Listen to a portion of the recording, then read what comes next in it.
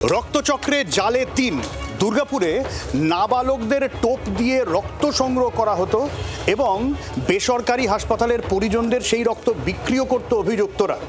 এমনটাই অভিযোগ সামনে এসেছে এবং ধৃতদের 5 দিনের পুলিশ হেফাজতের নির্দেশ।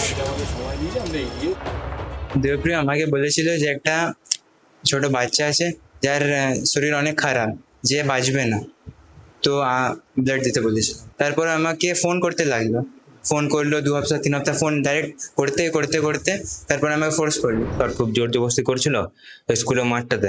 আমি বললাম একবার তো দিয়ে দিয়েছি, আরেকবার দেবো। আমি বললাম হবে না, ওর মধ্যে এজ ওইসব বুঝে যাবে, এসব আর আমি করতে চাই না। বললো কিছু হবে না, আমি আছি তো, এই যে ম্যাটার কোনো ইয়েই করবে না। তারপর আরেকবার আমার ব্লাডটা নিল। মানে কদিন অন্তত? 2 থেকে 2.5 মাস। প্রথমে আবেগে খোঁচা, সঙ্গে টাকার টোপ, আর কাজ না হলে ধমকানি চমকানি।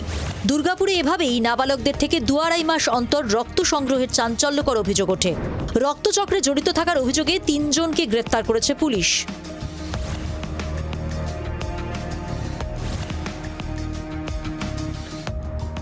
চলতি সপ্তাহে অভিযোগ ওঠে দুর্গাপুর ইস্পাত নগরীর একটি বেসরকারি স্কুলের 3 নাবালক পড়ুয়াকে টাকার প্রলোভন দেখিয়ে স্থানীয় এক বেসরকারি হাসপাতালে নিয়ে যাওয়া হয়, আর সেখানে এক রোগীর আত্মীয় পরিচয় দিয়ে রক্তদান করানো হয়।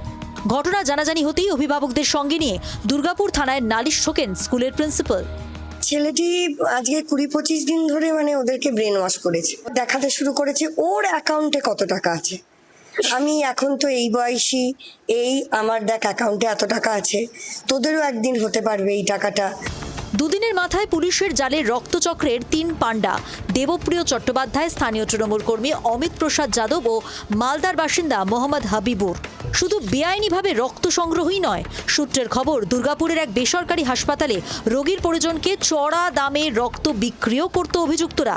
কিভাবে চলতো এই কারবার?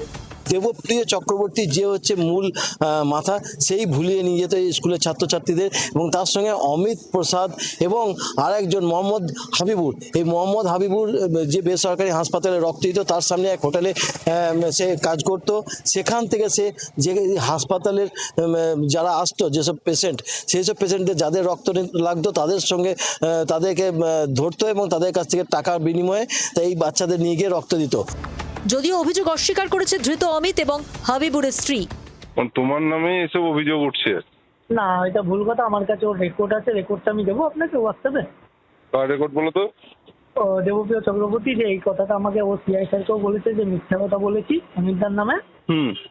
ওর যে মেন, দেবপ্রিয়র যে মেন এই কাজে, সে দেবপ্রিয়কে প্রেসার করে যে অমিতদার নামে ফাঁসিয়ে দেয়, তাহলে আমরা এই কেস থেকে বেঁচে যাবো। কিন্তু আমি এই কেসে ইনভলভ নেই। কেউ জিজ্ঞেস করেছে যে দাদা আমাদের একটু হেল্প করুন, আমরা হয়তো বাইপাস সার্জারি হবে, আমরা রক্ত পাচ্ছি না খুঁজে, তো একটু আমাদের হেল্প করুন। তো বলেছে ঠিক আছে। তারপরে এবার ওকে বলে তখন ও বলেছে, ওকে ওদেরকে ছেলেগুলোকে বলেছে যে ভাই রক্ত লাগবে, দিতে পারবি? এবার বলেছে হ্যাঁ দেবো। বাস এই সূত্রে কি করে কি হয়েছে আর আমি এখান থেকে কিছু বলতে পারছি।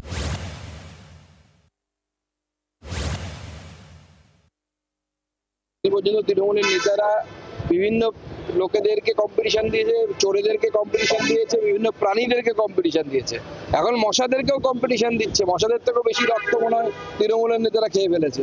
ঘটনায় জড়িত এক অভিযুক্ত এখনো পলাতক। অভিযুক্তের খোঁজে তল্লাশি চালাচ্ছে পুলিশ। চিত্তরঞ্জন দাসের রিপোর্ট, জি 24 ঘন্টা। বাংলার আওয়াজ, বাঙালির আবেগ, জি 24 ঘন্টা।